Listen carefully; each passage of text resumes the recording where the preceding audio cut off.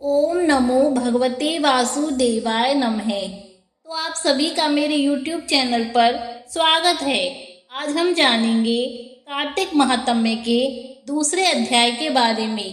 तो प्रेम से बोलो बाके बिहारी लाल की जय।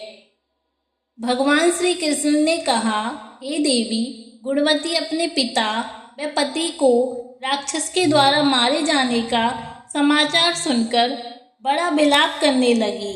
हाँ पिता, हाँ नाथ, मुझको त्याग कर तुम कहाँ चले गए? मैं अकेली कन्या हूँ, तुम्हारे बिना अब मेरा क्या होगा? अब मेरे भोजन और वस्त्र आदि की व्यवस्था कौन करेगा? घर में स्नेह पूर्वक मेरा पालन पोषण कौन करेगा? मैं कुछ नहीं कर सकती। मुझ विधवा की रक्षा कौन करेगा? मैं कहाँ जाऊँ, कहाँ रहूँ? मेरा तो अब ठिकाना ही नहीं रहा।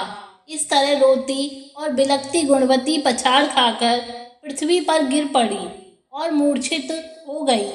देर तक पड़ी रही, फिर जब होश में आई तो पूर्ववत अत्यंत करुण विलाप कर शोक सागर में डूब गई। जब कुछ संभली तो उसे ध्यान आया कि मेरे पिता और पति की मृत्यु के पश्चात उनकी क्रिया करनी चाहिए जिससे उनकी गति हो सके। अतः उसने अपने घर की सारी वस्तुएं बेच दी।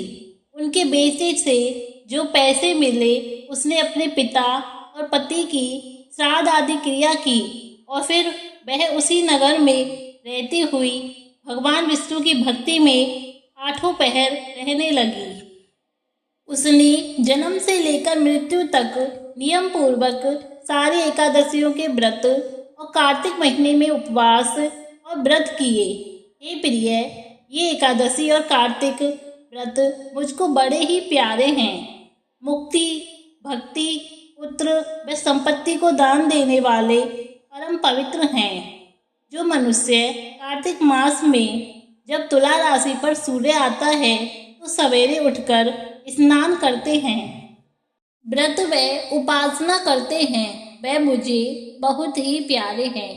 क्योंकि यदि वह बड़े पापी हो भी तो स्नान व व्रत के प्रभाव से उनको मोक्ष की प्राप्ति हो जाती है।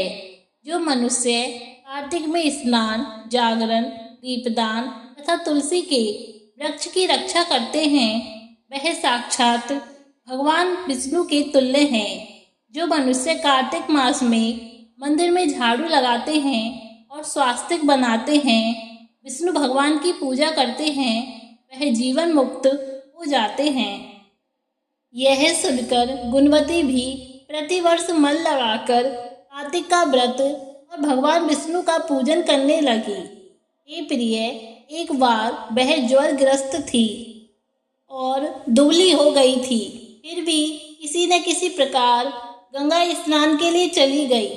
गंगा तक पहुंची थी किंतु शीत के मारे वह बुरी तरह से कांप रही थी। वह एकदम शिथिल हो गई। तब वह मेरे दूतों के द्वारा मेरे धाम में आई।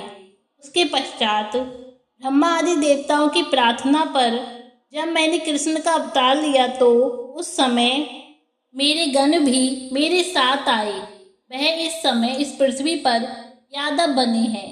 तुम्हारे पिता जो कि पूर्व जन्म में देव शर्मा थे, इस समय स्त्राजित हैं। पूर्व जन्म में चंद्र शर्मा जो तुम्हारा पति था वह आकु है। और हे भामिनी, तुम ही वह गुणवती हो। यह कार्तिक व्रत का ही प्रताप है जिससे कि तुम मेरी अर्धांगिनी बनी हो। पूर्व जन्म में तुमने मेरे मंदिर के द्वारे पर तुलसी का पौधा लगाया था। वह इस समय तुम्हारे महलों के आंगन में कल्प वृक्ष के रूप में खड़ा है। तुमने जो उस जन्म में दीपदान किया था उसके कारण तुम्हारी देह सुंदर है, तुम्हारे शरीर में शोभा है और घर में साक्षात लक्ष्मी निवास करती है। तुमने चूंकि पूर्व जन्म में अपने समस्त व्रतों का फल पति स्वरूप विष्णु के अर्पण कर दिया था, उसी के प्रभाव से तुम इस समय मेरी भामिनी के रूप में हुई हो। पूर्व जन्म में आजीवन तुमने जो नियम से कार्तिक मास का व्रत किया था उसका यह प्रभाव है कि मेरा और तुम्हारा कभी वियोग नहीं होगा। इस प्रकार जो कोई कार्तिक मास में व्रत आदि करते हैं वह मुझे तुम्हारे ही समान प्यारे हैं। वह लोग जो कि दूसरे जप तप यज्ञ दान आदि करते हैं, कार्तिक मास में किए गए व्रत के सामने उनका फल बहुत थोड़ा होता है, यानी कार्तिक मास के व्रतों का 16वां भाग भी नहीं है। इस तरह से सत्यभामा भगवान श्री कृष्ण से अपने पूर्व जन्म के पुण्य का प्रभाव सुनकर अति प्रसन्न हुई। तो इस तरह कार्तिक महात्म्य का दूसरा अध्याय समाप्त हुआ।